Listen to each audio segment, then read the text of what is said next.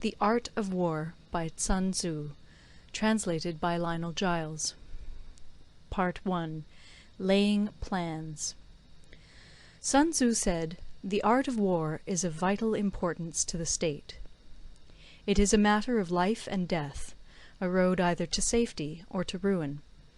Hence it is a subject of inquiry which can on no account be neglected. The art of war, then, is governed by 5 constant factors, to be taken into account in one's deliberations, when seeking to determine the conditions obtaining in the field. These are 1. The moral law, 2.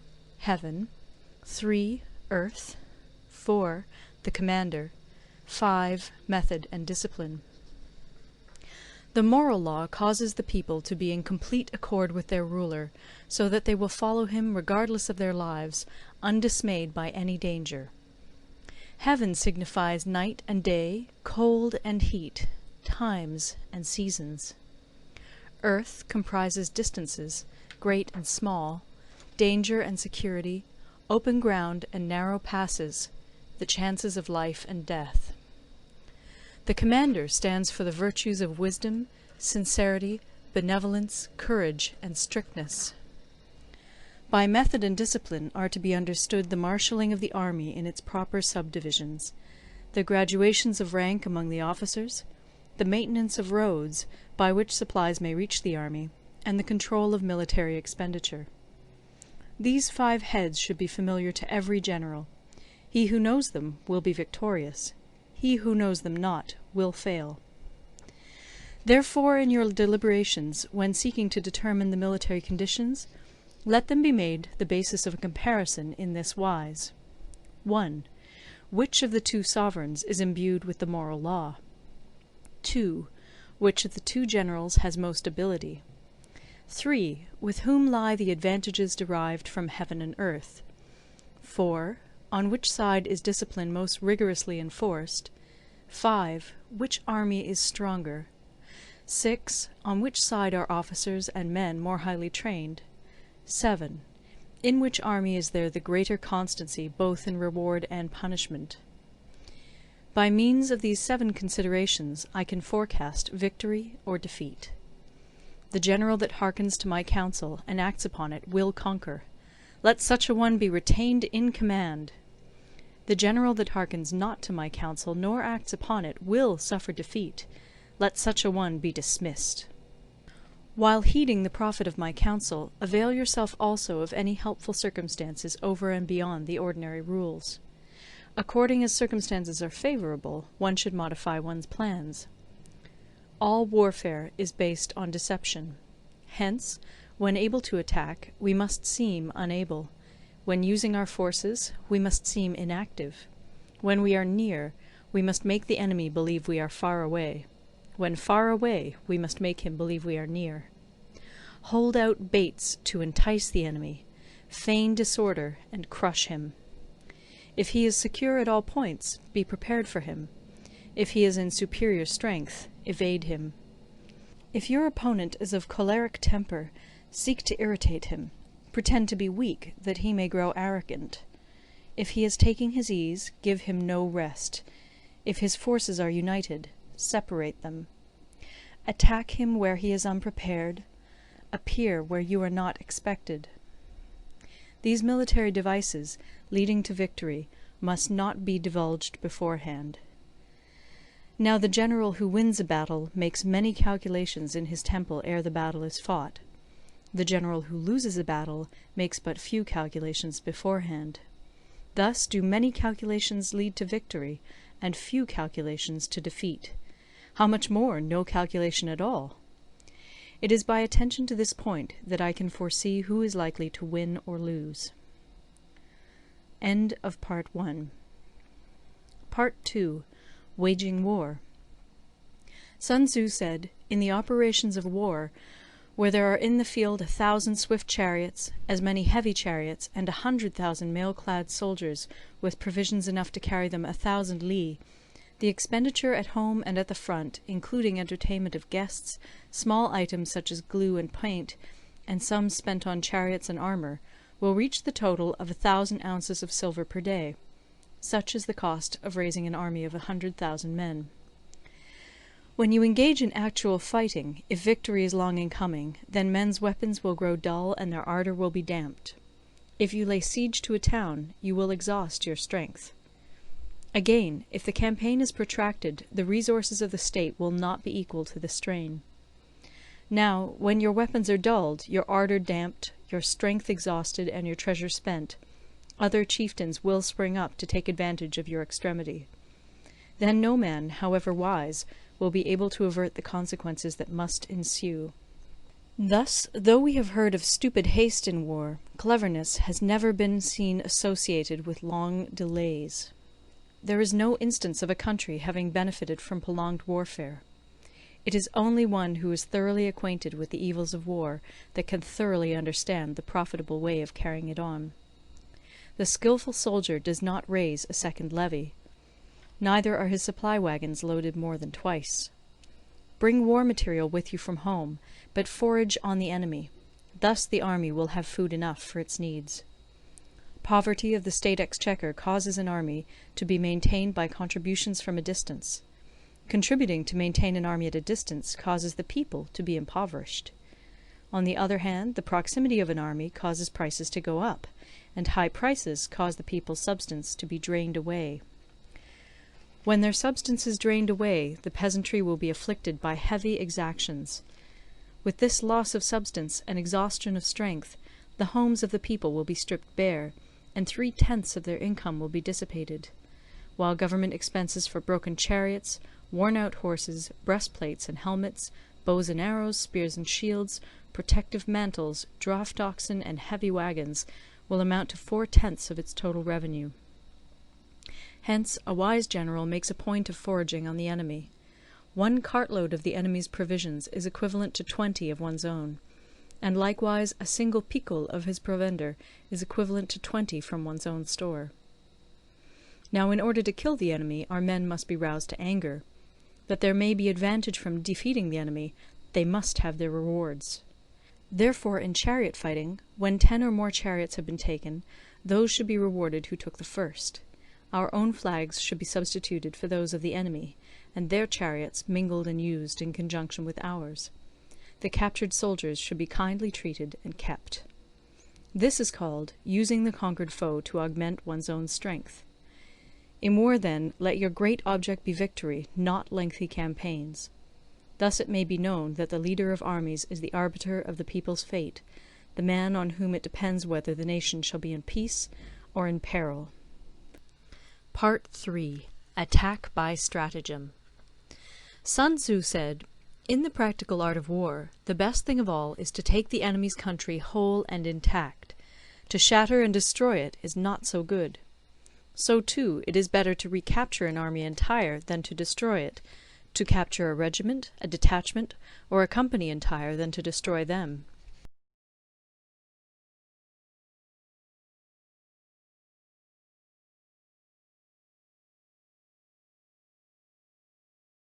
Thus the highest form of generalship is to balk the enemy's plans. The next best is to prevent the junction of the enemy's forces. The next in order is to attack the enemy's army in the field. And the worst policy of all is to besiege walled cities. The rule is, not to besiege walled cities if it can possibly be avoided. The preparation of mantlets, movable shelters, and various implements of war will take up 3 whole months, and the piling up of mounds against the walls will take 3 months more. The general, unable to control his irritation, will launch his men to the assault like swarming ants, with the result that 1/3 of his men are slain, while the town still remains untaken. Such are the disastrous effects of a siege. Therefore the skilful leader subdues the enemy's troops without any fighting. He captures their cities without laying siege to them. He overthrows their kingdom without lengthy operations in the field. With his forces intact he will dispute the mastery of the empire, and thus, without losing a man, his triumph will be complete. This is the method of attacking by stratagem. It is the rule in war, if our forces are 10 to the enemy's 1, to surround him; if 5 to 1, to attack him; if twice as numerous, to divide our army into 2. If equally matched, we can offer battle; If slightly inferior in numbers, we can avoid the enemy. If quite unequal in every way, we can flee from him. Hence, though an obstinate fight may be made by a small force, in the end it must be captured by the larger force. Now the general is the bulwark of the state. If the bulwark is complete at all points, the state will be strong. If the bulwark is defective, the state will be weak. There are 3 ways in which a ruler can bring misfortune upon his army. 1. By commanding the army to advance or to retreat, being ignorant of the fact that it cannot obey. This is called hobbling the army. 2. By attempting to govern an army in the same way as he administers a kingdom, being ignorant of the conditions which obtain in an army. This causes restlessness in the soldiers' minds. 3. By employing the officers of his army without discrimination through ignorance of the military principle of adaptation to circumstances. This shakes the confidence of the soldiers. But when the army is restless and distrustful, trouble is sure to come from the other feudal princes. This is simply bringing anarchy into the army, and flinging victory away. Thus we may know that there are 5 essentials for victory. 1. He will win who knows when to fight and when not to fight. 2. He will win who knows how to handle both superior and inferior forces. 3. He will win whose army is animated by the same spirit throughout all its ranks. 4. He will win who, prepared himself, waits to take the enemy unprepared. 5. He will win who has military capacity and is not interfered with by the sovereign. Hence the saying, if you know the enemy and know yourself, you need not fear the result of 100 battles. If you know yourself, but not the enemy, for every victory gained you will also suffer a defeat. If you know neither the enemy nor yourself, you will succumb in every battle. End of Part 3. Part 4. Tactical dispositions. Sun Tzu said, "The good fighters of old first put themselves beyond the possibility of defeat, and then waited for an opportunity of defeating the enemy. To secure ourselves against defeat lies in our own hands, but the opportunity of defeating the enemy is provided by the enemy himself. Thus the good fighter is able to secure himself against defeat, but cannot make certain of defeating the enemy. Hence the saying, one may know how to conquer without being able to do it." Security against defeat implies defensive tactics. Ability to defeat the enemy means taking the offensive. Standing on the defensive indicates insufficient strength. Attacking, a superabundance of strength. The general who is skilled in defence hides in the most secret recesses of the earth. He who is skilled in attack flashes forth from the topmost heights of heaven. Thus, on the one hand, we have ability to protect ourselves, on the other, a victory that is complete. To see victory only when it is within the ken of the common herd is not the acme of excellence. Neither is it the acme of excellence if you fight and conquer, and the whole empire says, "Well done!" To lift an autumn hair is no sign of great strength. To see the sun and moon is no sign of sharp sight. To hear the noise of thunder is no sign of a quick ear. What the ancients called a clever fighter is one who not only wins, but excels in winning with ease. Hence his victories bring him neither reputation for wisdom nor credit for courage. He wins his battles by making no mistakes. Making no mistakes is what establishes the certainty of victory, for it means conquering an enemy that is already defeated. Hence the skilful fighter puts himself into a position which makes defeat impossible, and does not miss the moment for defeating the enemy. Thus it is that in war the victorious strategist only seeks battle after the victory has been won, whereas he who is destined to defeat first fights and afterwards looks for victory. The consummate leader cultivates the moral law and strictly adheres to method and discipline. Thus it is in his power to control success. In respect of military method we have, firstly, measurement; secondly, estimation of quantity; thirdly, calculation; fourthly, balancing of chances; fifthly, victory. Measurement owes its existence to earth; estimation of quantity to measurement; calculation to estimation of quantity; balancing of chances to calculation; and victory to balancing of chances. A victorious army opposed to a routed one is as a pound's weight placed in the scale against a single grain. The onrush of a conquering force is like the bursting of pent-up waters into a chasm 1,000 fathoms deep. End of Part 4. Part 5. Energy. Sun Tzu said, "The control of a large force is the same principle as the control of a few men. It is merely a question of dividing up their numbers." Fighting with a large army under your command is nowise different from fighting with a small one. It is merely a question of instituting signs and signals. To ensure that your whole host may withstand the brunt of the enemy's attack and remain unshaken, this is effected by manoeuvres direct and indirect.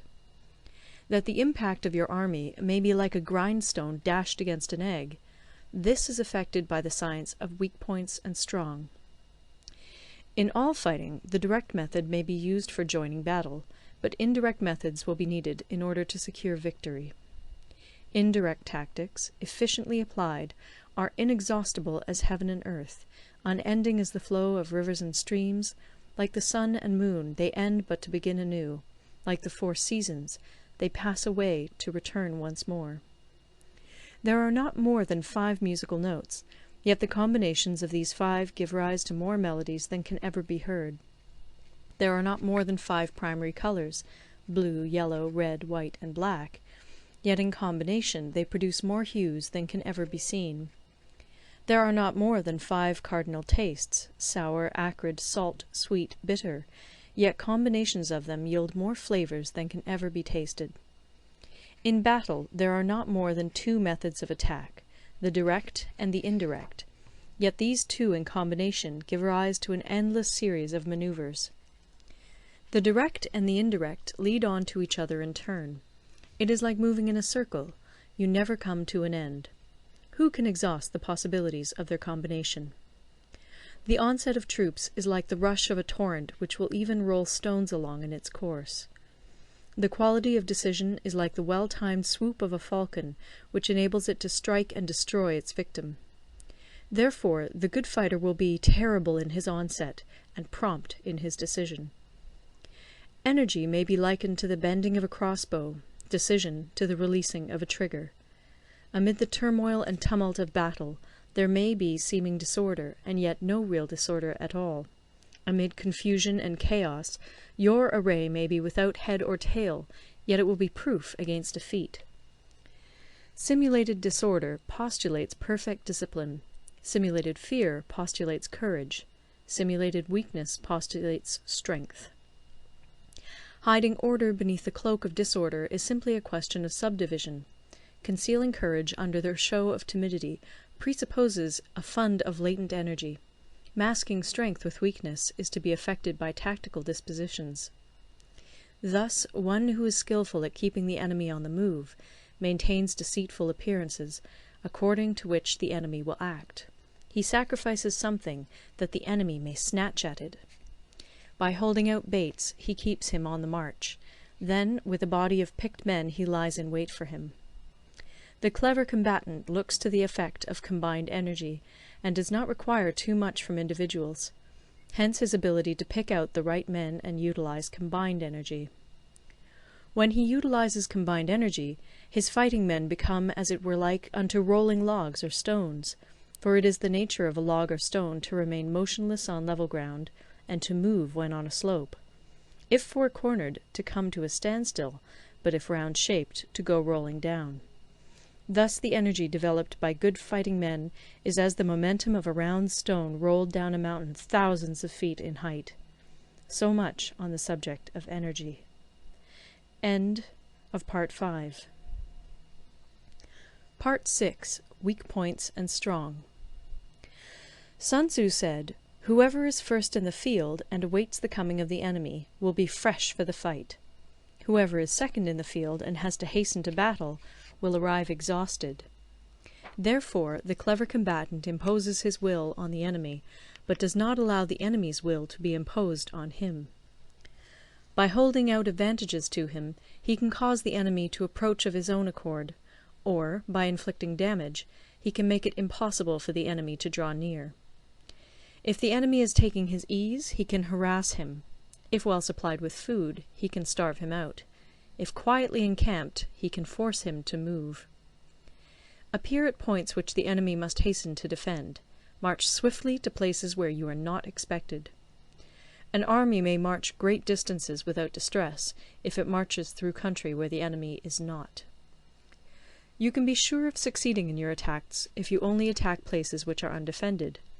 You can ensure the safety of your defence if you only hold positions that cannot be attacked. Hence that general is skilful in attack whose opponent does not know what to defend, and he is skilful in defence whose opponent does not know what to attack. O divine art of subtlety and secrecy!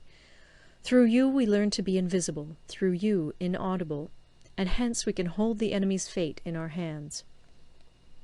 You may advance and be absolutely irresistible if you make for the enemy's weak points. You may retire and be safe from pursuit if your movements are more rapid than those of the enemy. If we wish to fight, the enemy can be forced to an engagement even though he be sheltered behind a high rampart and a deep ditch. All we need do is attack some other place that he will be obliged to relieve. If we do not wish to fight, we can prevent the enemy from engaging us even though the lines of our encampment be merely traced out on the ground. All we need do is throw something odd and unaccountable in his way. By discovering the enemy's dispositions and remaining invisible ourselves, we can keep our forces concentrated while the enemy's must be divided. We can form a single united body while the enemy must split up into fractions. Hence there will be a whole pitted against separate parts of a whole, which means that we shall be many to the enemy's few. And if we are able thus to attack an inferior force with a superior one, our opponents will be in dire straits. The spot where we intend to fight must not be made known, for then the enemy will have to prepare against a possible attack at several different points. And his forces being thus distributed in many directions, the numbers we shall have to face at any given point will be proportionately few. For should the enemy strengthen his van, he will weaken his rear. Should he strengthen his rear, he will weaken his van. Should he strengthen his left, he will weaken his right. Should he strengthen his right, he will weaken his left. If he sends reinforcements everywhere, he will everywhere be weak. Numerical weakness comes from having to prepare against possible attacks. Numerical strength from compelling our adversary to make these preparations against us. Knowing the place and the time of the coming battle, we may concentrate from the greatest distances in order to fight. But if neither time nor place be known, then the left wing will be impotent to succour the right equally impotent to succour the left, the van unable to relieve the rear, or the rear to support the van. How much more so if the furthest proportions of the army are anything under 100 li apart, and even the nearest are separated by several li. Though according to my estimate the soldiers of Yue exceed our own in number, that shall advantage them nothing in the matter of victory. I say then that victory can be achieved. Though the enemy be stronger in numbers, we may prevent him from fighting. Scheme so as to discover his plans and the likelihood of their success. Rouse him, and learn the principle of his activity or inactivity. Force him to reveal himself, so as to find out his vulnerable spots. Carefully compare the opposing army with your own, so that you may know where strength is superabundant and where it is deficient. In making tactical dispositions, the highest pitch you can attain is to conceal them. Conceal your dispositions, and you will be safe from the prying of the subtlest spies, from the machinations of the wisest brains. How victory may be produced for them out of the enemy's own tactics, that is what the multitude cannot comprehend. All men can see the tactics whereby I conquer, but what none can see is the strategy out of which victory is evolved. Do not repeat the tactics which have gained you one victory, but let your methods be regulated by the infinite variety of circumstances. Military tactics are like unto water, for water in its natural course runs away from high places and hastens downwards. So in war, the way is to avoid what is strong and to strike at what is weak. Water shapes its course according to the nature of the ground over which it flows.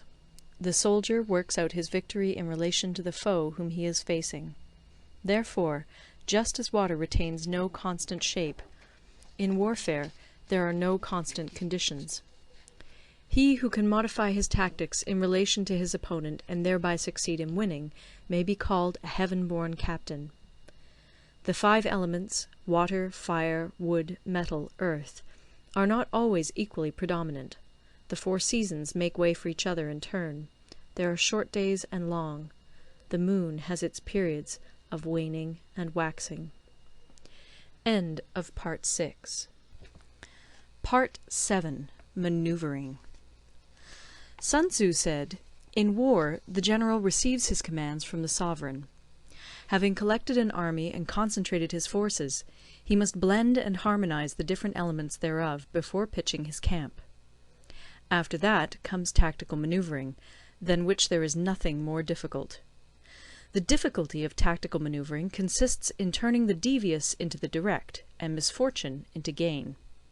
Thus, to take a long and circuitous route, after enticing the enemy out of the way, and those starting after him, to contrive to reach the goal before him, shows knowledge of the artifice of deviation. Maneuvering with an army is advantageous, with an undisciplined multitude most dangerous. If you set a fully equipped army in march in order to snatch an advantage, the chances are that you will be too late. On the other hand, to detach a flying column for the purpose involves the sacrifice of its baggage and stores. Thus, if you order your men to roll up their buff coats and make forced marches without halting day or night, covering double the usual distance at a stretch, doing 100 li in order to wrest an advantage, the leaders of all your 3 divisions will fall into the hands of the enemy. The stronger men will be in front, the jaded ones will fall behind, and on this plan only 1/10 of your army will reach its destination. If you march 50 li in order to outmaneuver the enemy, you will lose the leader of your first division, and only half your force will reach the goal. If you march 30 li with the same object, 2/3 of your army will arrive. We may take it then that an army without its baggage train is lost. Without provisions, it is lost. Without bases of supply, it is lost. We cannot enter into alliances until we are acquainted with the designs of our neighbours. We are not fit to lead an army on the march unless we are familiar with the face of the country, its mountains and forests, its pitfalls and precipices, its marshes and swamps. We shall be unable to turn natural advantage to account unless we make use of local guides. In war, practice dissimulation and you will succeed. Whether to concentrate or to divide your troops must be decided by circumstances. Let your rapidity be that of the wind, your compactness that of the forest. In raiding and plundering be like fire, in immovability like a mountain. Let your plans be dark, and impenetrable as night, and when you move, fall like a thunderbolt. When you plunder a countryside, let the spoil be divided amongst your men. When you capture new territory, cut it up into allotments for the benefit of the soldiery. Ponder and deliberate before you make a move. He will conquer who has learnt the artifice of deviation. Such is the art of manoeuvring. The Book of Army Management says, "On the field of battle the spoken word does not carry far enough. Hence the institution of gongs and drums. Nor can ordinary objects be seen clearly enough. Hence the institution of banners and flags. Gongs and drums, banners and flags, are means whereby the ears and eyes of the host may be focused on one particular point. The host thus forming a single united body, it is impossible either for the brave to advance alone, or for the cowardly to retreat alone. This is the art of handling large masses of men. In night fighting, then, make much use of signal flyers and drums, and in fighting by day, of flags and banners, as a means of influencing the ears and eyes of your army. A whole army may be robbed of its spirit. A commander-in-chief may be robbed of his presence of mind. Now, a soldier's spirit is keenest in the morning, by noonday it has begun to flag, and in the evening his mind is bent only on returning to camp. A clever general, therefore, avoids an army when its spirit is keen, but attacks it when it is sluggish and inclined to return. This is the art of studying moods. Disciplined and calm, to await the appearance of disorder and hubbub amongst the enemy. This is the art of retaining self-possession. To be near the goal while the enemy is still far from it, to wait at ease while the enemy is toiling and struggling, to be well fed while the enemy is famished, this is the art of husbanding one's strength. To refrain from intercepting an enemy whose banners are in perfect order, to refrain from attacking an army drawn up in calm and confident array, this is the art of studying circumstances. It is a military axiom not to advance uphill against the enemy, nor to oppose him when he comes downhill. Do not pursue an enemy who simulates flight. Do not attack soldiers whose temper is keen. Do not swallow bait offered by the enemy. Do not interfere with an army that is returning home. When you surround an army, leave an outlet free. Do not press a desperate foe too hard. Such is the art of warfare. End of Part 7. Part 8. Variation in Tactics. Sun Tzu said, "In war, the general receives his commands from the sovereign, collects his army, and concentrates his forces. When in difficult country, do not encamp. In country where high roads intersect, join hands with your allies. Do not linger in dangerously isolated positions. In hemmed-in situations, you must resort to stratagem. In desperate position, you must fight. There are roads which must not be followed, armies which must not be attacked, towns which must not be besieged, positions which must not be contested, commands of the sovereign which must not be obeyed." The general who thoroughly understands the advantages that accompany variation of tactics knows how to handle his troops. The general who does not understand these may be well acquainted with the configuration of the country, yet he will not be able to turn his knowledge to practical account.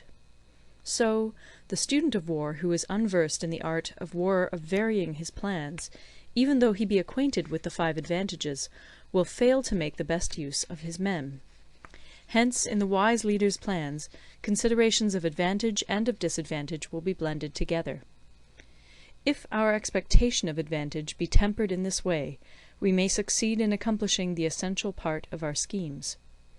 If, on the other hand, in the midst of difficulties we are always ready to seize an advantage, we may extricate ourselves from misfortune.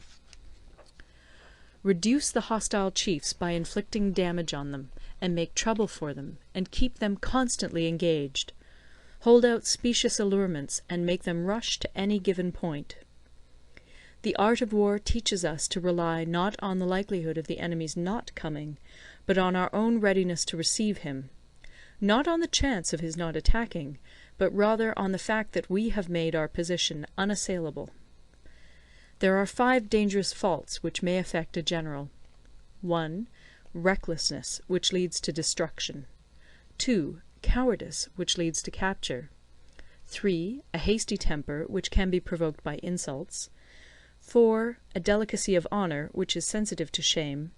5. Over-solicitude for his men, which exposes him to worry and trouble. These are the 5 besetting sins of a general, ruinous to the conduct of war. When an army is overthrown and its leader slain, the cause will surely be found among these 5 dangerous faults. Let them be a subject of meditation. End of Part 9. Part 9. The Army on the March. Sun Tzu said, "We come now to the question of encamping the army, and observing signs of the enemy. Pass quickly over mountains, and keep in the neighbourhood of valleys. Camp in high places, facing the sun. Do not climb heights in order to fight." So much for mountain warfare. After crossing a river, you should get far away from it. When an invading force crosses a river in its onward march, do not advance to meet it in midstream. It will be best to let half the army get across, and then deliver your attack. If you are anxious to fight, you should not go to meet the invader near a river which he has to cross. Moor your craft higher up than the enemy, and facing the sun. Do not move upstream to meet the enemy. So much for river warfare. In crossing salt marshes, your sole concern should be to get over them quickly, without any delay. If forced to fight in a salt marsh, you should have water and grass near you, and get your back to a clump of trees. So much for operations in salt marshes. In dry, level country, take up an easily accessible position with rising ground to your right and on your rear, so that the danger may be in front and safety lie behind. So much for campaigning in flat country. These are the 4 useful branches of military knowledge which enabled the Yellow Emperor to vanquish 4 several sovereigns. All armies prefer high ground to low, and sunny places to dark. If you are careful of your men and camp on hard ground, the army will be free from disease of every kind, and this will spell victory. When you come to a hill or a bank, occupy the sunny side, with the slope on your right rear. Thus you will at once act for the benefit of your soldiers, and utilize the natural advantages of the ground. When, in consequence of heavy rains up country, a river which you wish to ford is swollen and flecked with foam, you must wait until it subsides. Country in which there are precipitous cliffs with torrents running between, deep natural hollows, confined places, tangled thickets, quagmires, and crevasses, should be left with all possible speed and not approached. While we keep away from such places, we should get the enemy to approach them. While we face them, we should let the enemy have them on his rear. If in the neighbourhood of your camp there should be any hilly country, ponds surrounded by aquatic grass, hollow basins filled with reeds, or woods with thick undergrowth, they must be carefully routed out and searched, for these are places where men in ambush or insidious spies are likely to be lurking. When the enemy is close at hand and remains quiet, he is relying on the natural strength of his position. When he keeps aloof and tries to provoke a battle, he is anxious for the other side to advance. If his place of encampment is easy of access, he is tendering a bait. Movement amongst the trees of a forest shows that the enemy is advancing. The appearance of a number of screens in the midst of thick grass means that the enemy wants to make us suspicious. The rising of birds in their flight is the sign of an ambuscade. Startled beasts indicate that a sudden attack is coming. When there is dust rising in a high column, it is the sign of chariots advancing. When the dust is low, but spread over a wide area, it betokens the approach of infantry. When it branches out in different directions, it shows that parties have been sent to collect firewood. A few clouds of dust, moving to and fro, signify that the army is encamping. Humble words and increased preparations are signs that the enemy is about to advance. Violent language and driving forward as if to the attack are signs that he will retreat. When the light chariots come out first and take up a position on the wings, it is a sign that the enemy is forming for battle. Peace proposals unaccompanied by a sworn covenant indicate a plot. When there is much running about, and the soldiers fall into rank, it means that the critical moment has come. When some are seen advancing and some retreating, it is a lure. When the soldiers stand leaning on their spears, they are faint from want of food. If those who are sent to draw water begin by drinking themselves, the army is suffering from thirst. If the enemy sees an advantage to be gained and makes no effort to secure it, the soldiers are exhausted. If birds gather on any spot, it is unoccupied. Clamour by night betokens nervousness. If there is a disturbance in the camp, the general's authority is weak. If the banners and flags are shifted about, sedition is afoot. If the officers are angry, it means that the men are weary. When an army feeds its horses with grain and kills its cattle for food, and when the men do not hang their cooking pots over the campfires, showing that they will not return to their tents, you may know that they are determined to fight to the death.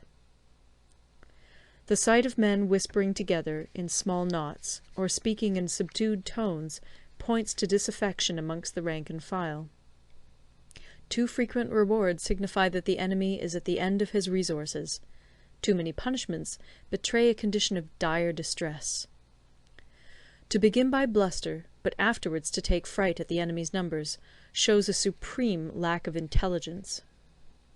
When envoys are sent with compliments in their mouths, it is a sign that the enemy wishes for a truce. If the enemy's troops march up angrily and remain facing ours for a long time without either joining battle or taking themselves off again, the situation is one that demands great vigilance and circumspection. If our troops are no more in number than the enemy, that is amply sufficient. It only means that no direct attack can be made. What we can do is simply to concentrate all our available strength, keep a close watch on the enemy, and obtain reinforcements. He who exercises no forethought, but makes light of his opponents, is sure to be captured by them. If soldiers are punished before they have grown attached to you, they will not prove submissive. And, unless submissive, they will be practically useless. If, when the soldiers have become attached to you, punishments are not enforced, they will still be useless. Therefore, soldiers must be treated in the first instance with humanity, but kept under control by means of iron discipline. This is a certain road to victory. If in training soldiers commands are habitually enforced, the army will be well disciplined. If not, its discipline will be bad. If a general shows confidence in his men, but always insists on his orders being obeyed, the gain will be mutual. End of Part 9. Part 10. Terrain. Sun Tzu said, we may distinguish 6 kinds of terrain, to wit, 1. Accessible ground, 2. Entangling ground, 3. Temporizing ground, 4. Narrow passes, 5. Precipitous heights, 6. Positions at a great distance from the enemy. Ground which can be freely traversed by both sides is called accessible. With regard to ground of this nature, be before the enemy in occupying the raised and sunny spots, and carefully guard your line of supplies. Then you will be able to fight with advantage. Ground which can be abandoned but is hard to reoccupy is called entangling. From a position of this sort, if the enemy is unprepared, you may sally forth and defeat him. But if the enemy is prepared for your coming, and you fail to defeat him, then, return being impossible, disaster will ensue. When the position is such that neither side will gain by making the first move, it is called temporizing ground.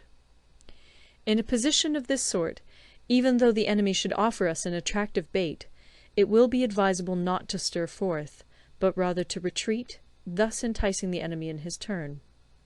Then, when part of his army has come out, we may deliver our attack with advantage. With regard to narrow passes, if you can occupy them first, let them be strongly garrisoned and await the advent of the enemy. Should the army forestall you in occupying a pass, do not go after him if the pass is fully garrisoned, but only if it is weakly garrisoned. With regard to precipitous heights, if you are beforehand with your adversary, you should occupy the raised and sunny spots, and there wait for him to come up. If the enemy has occupied them before you, do not follow him, but retreat, and try to entice him away. If you are situated at a great distance from the enemy, and the strength of the two armies is equal, it is not easy to provoke a battle, and fighting will be to your disadvantage. These 6 are the principles connected with earth. The general who's attained a responsible post must be careful to study them.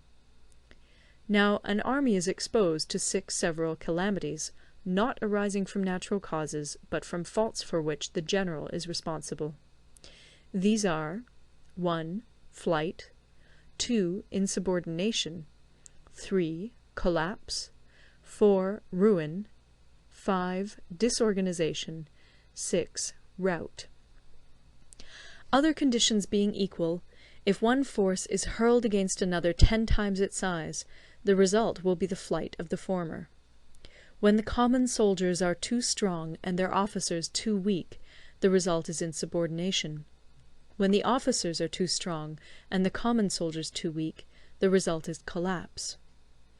When the higher officers are angry and insubordinate, and on meeting the enemy give battle on their own account from a feeling of resentment, before the commander-in-chief can tell whether or not he is in a position to fight, the result is ruin. When the general is weak and without authority, when his orders are not clear and distinct, when there are no fixed duties assigned to officers and men, and the ranks are formed in a slovenly, haphazard manner, the result is utter disorganization. When a general, unable to estimate the enemy's strength, allows an inferior force to engage a larger one, or hurls a weak detachment against a powerful one, and neglects to place picked soldiers in the front rank, the result must be rout. These are 6 ways of courting defeat, which must be carefully noted by the general who has attained a responsible post. The natural formation of the country is the soldier's best ally, but a power of estimating the adversary, of controlling the forces of victory, and of shrewdly calculating difficulties, dangers, and distances, constitutes the test of a great general. He who knows these things, and in fighting puts his knowledge into practice, will win his battles. He who knows them not, nor practices them, will surely be defeated. If fighting is sure to result in victory, then you must fight, even though the ruler forbid it. If fighting will not result in victory, then you must not fight even at the ruler's bidding. The general who advances without coveting fame, and retreats without fearing disgrace, whose only thought is to protect his country and do good service for his sovereign, is the jewel of the kingdom. Regard your soldiers as your children, and they will follow you into the deepest valleys. Look upon them as your own beloved sons, and they will stand by you even unto death. If, however, you are indulgent, but unable to make your authority felt, kind-hearted, but unable to enforce your commands, and incapable, moreover, of quelling disorder, then your soldiers must be likened to spoilt children. They are useless for any practical purpose. If we know that our own men are in a condition to attack, but are unaware that the enemy is not open to attack, we have gone only half-way towards victory. If we know that the enemy is open to attack, but are unaware that our own men are not in a condition to attack, we have gone only half-way towards victory. If we know that the enemy is open to attack, and also know that our men are in a condition to attack, but are unaware that the nature of the ground makes fighting impracticable, we have still only gone half-way towards victory. Hence the experienced soldier, once in motion, is never bewildered. Once he has broken camp, he is never at a loss. Hence the saying, "If you know the enemy and know yourself, your victory will not stand in doubt. If you know heaven and know earth, you may make your victory complete." End of Part 10. Part 11. The 9 Situations. Sun Tzu said, "The art of war recognizes 9 varieties of ground. 1. Dispersive ground. 2. Facile ground. 3. Contentious ground. 4. Open ground. 5. Ground of intersecting highways. 6. Serious ground. 7. Difficult ground. 8. Hemmed-in ground. 9. Desperate ground. When a chieftain is fighting in his own territory, it is dispersive ground. When he has penetrated into hostile territory, but to no great distance, it is facile ground. Ground the possession of which imports great advantage to either side is contentious ground. Ground on which each side has liberty of movement is open ground. Ground which forms the key to 3 contiguous states, so that he who occupies it first has most of the empire at his command, is a ground of intersecting highways. When an army has penetrated into the heart of a hostile country, leaving a number of fortified cities in its rear, it is serious ground. Mountain forests, rugged steeps, marshes, and fens, all country that is hard to traverse, this is difficult ground. Ground which is reached through narrow gorges, and from which we can only retire by tortuous paths, so that a small number of the enemy would suffice to crush a large body of our men, this is hemmed-in ground. Ground on which we can only be saved from destruction by fighting without delay is desperate ground. On dispersive ground, therefore, fight not. On facile ground, halt not. On contentious ground, attack not. On open ground, do not try to block the enemy's way. On the ground of intersecting highways, join hands with your allies. On serious ground, gather in plunder. In difficult ground, keep steadily on the march. On hemmed-in ground, resort to stratagem. On desperate ground, fight. Those who were called skilful leaders of old knew how to drive a wedge between the enemy's front and rear, to prevent cooperation between his large and small divisions, to hinder the good troops from rescuing the bad, the officers from rallying their men. When the enemy's men were united, they managed to keep them in disorder. When it was to their advantage, they made a forward move. When otherwise, they stopped still. If asked how to cope with a great host of the enemy in orderly array, and on the point of marching to the attack, I should say, begin by seizing something which your opponent holds dear. Then he will be amenable to your will. Rapidity is the essence of war. Take advantage of the enemy's unreadiness. Make your way by unexpected routes, and attack unguarded spots.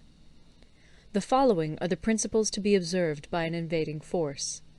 The further you penetrate into a country, the greater will be the solidarity of your troops, and thus the defenders will not prevail against you. Make forays in fertile country in order to supply your army with food. Carefully study the well-being of your men, and do not overtax them.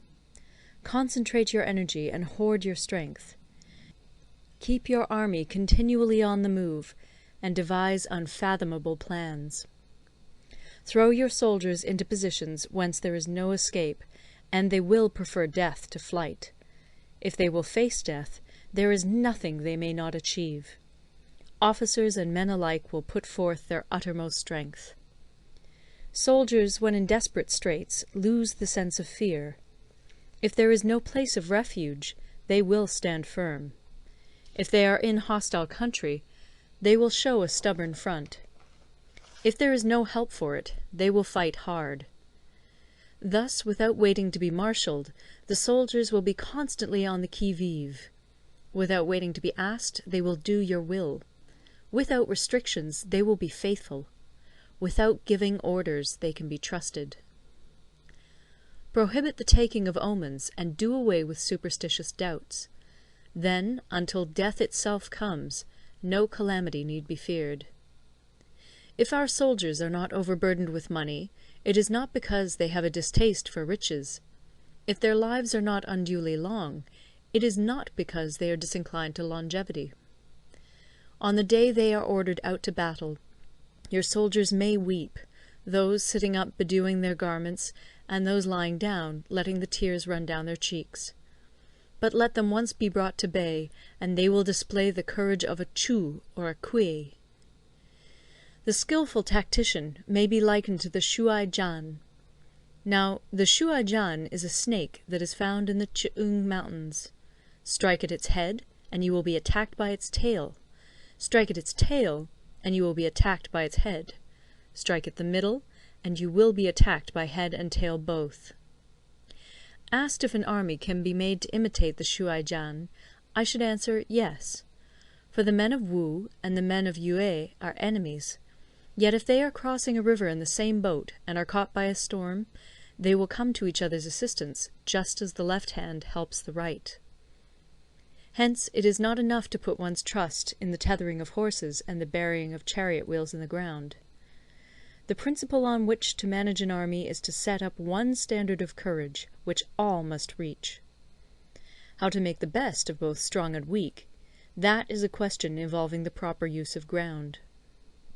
Thus, the skilful general conducts his army just as though he were leading a single man, willy-nilly, by the hand. It is the business of a general to be quiet, and thus ensure secrecy, upright and just, and thus maintain order. He must be able to mystify his officers and men by false reports and appearances, and thus keep them in total ignorance. By altering his arrangements and changing his plans, he keeps the enemy without definite knowledge. By shifting his camp and taking circuitous routes, he prevents the enemy from anticipating his purpose.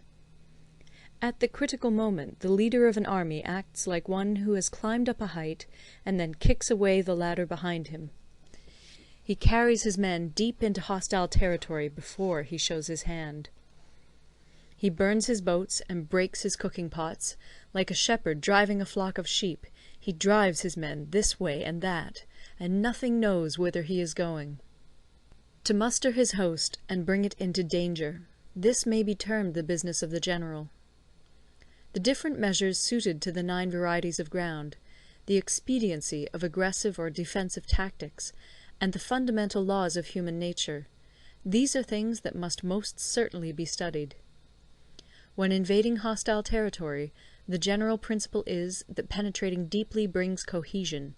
Penetrating but a short way means dispersion. When you leave your own country behind and take your army across neighbourhood territory, you find yourself on critical ground. When there are means of communication on all 4 sides, the ground is one of intersecting highways. When you penetrate deeply into a country, it is serious ground. When you penetrate but a little way, it is facile ground. When you have the enemy's strongholds on your rear and narrow passes in front, it is hemmed-in ground. When there is no place of refuge at all, it is desperate ground. Therefore, on dispersive ground I would inspire my men with unity of purpose. On facile ground I would see that there is close connection between all parts of my army. On contentious ground I would hurry up my rear. On open ground I would keep a vigilant eye on my defences. On ground of intersecting highways I would consolidate my alliances. On serious ground I would try to ensure a continuous stream of supplies. On difficult ground I would keep pushing on along the road. On hemmed-in ground I would block any way of retreat. On desperate ground I would proclaim to my soldiers the hopelessness of saving their lives. For it is the soldier's disposition to offer an obstinate resistance when surrounded, to fight hard when he cannot help himself, and to obey promptly when he has fallen into danger. We cannot enter into alliance with neighbouring princes until we are acquainted with their designs.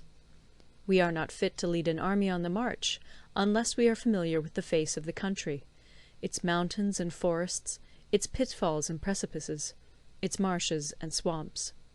We shall be unable to turn natural advantages to account unless we make use of local guides. To be ignored of any one of the following 4 or 5 principles does not befit a warlike prince. When a warlike prince attacks a powerful state, his generalship shows itself in preventing the concentration of the enemy's forces. He overawes his opponents, and their allies are prevented from joining against him. Hence he does not strive to ally himself with all and sundry, nor does he foster the power of other states. He carries out his own secret designs, keeping his antagonists in awe. Thus he is able to capture their cities and overthrow their kingdoms. Bestow rewards without regard to rule, issue orders without regard to previous arrangements, and you will be able to handle a whole army as though you had to do with but a single man. Confront your soldiers with the deed itself. Never let them know your design. When the outlook is bright, bring it before their eyes, but tell them nothing when the situation is gloomy. Place your army in deadly peril, and it will survive. Plunge it into desperate straits, and it will come off in safety. For it is precisely when a force has fallen into harm's way that it is capable of striking a blow for victory. Success in warfare is gained by carefully accommodating ourselves to the enemy's purpose. By persistently hanging on the enemy's flank, we shall succeed in the long run in killing the commander-in-chief. This is called ability to accomplish a thing by sheer cunning. On the day that you take up your command, block the frontier passes, destroy the official tallies, and stop the passage of all emissaries. Be stern in the council chamber, so that you may control the situation. If the enemy leaves the door open, you must rush in. Forestall your opponent by seizing what he holds dear, and subtly contrive to time his arrival on the ground. Walk in the path defined by rule, and accommodate yourself to the enemy until you can fight a decisive battle. At first, then, exhibit the coyness of a maiden, until the enemy gives you an opening. Afterwards emulate the rapidity of a running hare, and it will be too late for the enemy to oppose you. End of Part 11. Part 12. The Attack by Fire. Sun Tzu said, "There are 5 ways of attacking with fire. The first is to burn soldiers in their camp. The second is to burn stores. The third is to burn baggage trains. The fourth is to burn arsenals and magazines. The fifth is to hurl dropping fire amongst the enemy." In order to carry out an attack, we must have means available. The material for raising fire should always be kept in readiness. There is a proper season for making attacks with fire, and special days for starting a conflagration. The proper season is when the weather is very dry. The special days are those when the moon is in the constellations of the Sieve, the Wall, the Wing, or the Crossbar, for these 4 are all days of rising wind. In attacking with fire, one should be prepared to meet 5 possible developments. 1. When fire breaks out inside to enemy's camp, respond at once with an attack from without. 2. If there is an outbreak of fire, but the enemy's soldiers remain quiet, bide your time and do not attack. 3. When the force of the flames has reached its height, follow it up with an attack, if that is practicable. If not, stay where you are. 4. If it is possible to make an assault with fire from without, do not wait for it to break out within, but deliver your attack at a favourable moment. 5. When you start a fire, be to windward of it. Do not attack from the leeward. A wind that rises in the daytime lasts long, but a night breeze soon falls. In every army, the 5 developments connected with fire must be known, the movements of the stars calculated, and a watch kept for the proper days. Hence, those who use fire as an aid to the attack show intelligence. Those who use water as an aid to the attack gain an accession of strength. By means of water, an enemy may be intercepted, but not robbed of all his belongings. Unhappy is the fate of one who tries to win his battles and succeed in his attacks without cultivating the spirit of enterprise, for the result is a waste of time and general stagnation. Hence the saying, "The enlightened ruler lays his plans well ahead. The good general cultivates his resources." Move not unless you see an advantage. Use not your troops unless there is something to be gained. Fight not unless the position is critical. No ruler should put troops into the field merely to gratify his own spleen. No general should fight a battle simply out of pique. If it is to your advantage, make a forward move. If not, stay where you are. Anger may in time change to gladness. Vexation may be succeeded by content. But a kingdom that has once been destroyed can never come again into being, nor can the dead ever be brought back to life.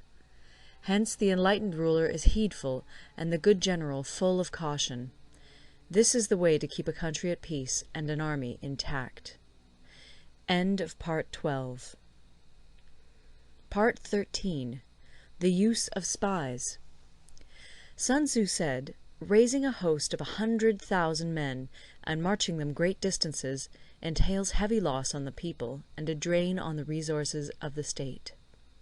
The daily expenditure will amount to 1,000 ounces of silver. There will be commotion at home and abroad, and men will drop down exhausted on the highways. As many as 700,000 families will be impeded in their labour.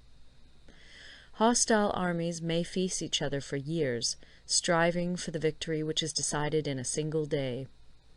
This being so, to remain in ignorance of the enemy's conditions simply because one grudges the outlay of 100 ounces of silver in honours and emoluments is the height of inhumanity. One who acts thus is no leader of men, no present help to his sovereign, no master of victory. Thus, what enables the wise sovereign and the good general to strike and conquer and achieve things beyond the reach of ordinary men is foreknowledge. Now, this foreknowledge cannot be elicited from spirits. It cannot be obtained inductively from experience, nor by any deductive calculation. Knowledge of the enemy's dispositions can only be obtained from other men. Hence the use of spies, of whom there are 5 classes. 1. Local spies. 2. Inward spies. 3. Converted spies. 4. Doomed spies. 5. Surviving spies. When these 5 kinds of spy are all at work, none can discover the secret system. This is called divine manipulation of the threads. It is the sovereign's most precious faculty. Having local spies means employing the services of the inhabitants of a district. Having inward spies, making use of officials of the enemy. Having converted spies, getting hold of the enemy's spies and using them for our own purposes. Having doomed spies, doing certain things openly for purposes of deception, and allowing our spies to know of them and report them to the enemy. Surviving spies, finally, are those who bring back news from the enemy's camp. Hence it is that none in the whole army are more intimate relations to be maintained than with spies. None should be more liberally rewarded. In no other business should greater secrecy be preserved. Spies cannot be usefully employed without a certain intuitive sagacity. They cannot be properly managed without benevolence and straightforwardness. Without subtle ingenuity of mind, one cannot make certain of the truth of their reports. Be subtle, and use your spies for every kind of business. If a secret piece of news is divulged by a spy before the time is ripe, he must be put to death together with the man to whom the secret was told. Whether the object be to crush an army, to storm a city, or to assassinate an individual, it is always necessary to begin by finding out the names of the attendants, the aides-de-camp, and doorkeepers and sentries of the general in command. Our spies must be commissioned to ascertain these. The enemy's spies, who have come to spy on us, must be sought out, tempted with bribes, led away, and comfortably housed. Thus they will become converted spies and available for our service. It is through the information brought by the converted spy that we are able to acquire and employ local and inward spies. It is owing to this information again that we can cause the doomed spy to carry false tidings to the enemy. Lastly, it is by this information that the surviving spy can be used on appointed occasions. The end and aim of spying in all its 5 varieties is knowledge of the enemy, and this knowledge can only be derived in the first instance from the converted spy. Hence it is essential that the converted spy be treated with the utmost liberality. Of old, the rise of the Yin dynasty was due to Yi Qi, who had served under the Xia. Likewise, the rise of the Chu dynasty was due to Lu Ya, who had served under the Yin. Hence it is only the enlightened ruler and the wise general who will use the highest intelligence of the army for purposes of spying, and thereby they achieve great results. Spies are a most important element in water, because on them depends an army's ability to move. End of The Art of War. Recorded in Toronto, Ontario by Moira Fogarty, October 2006.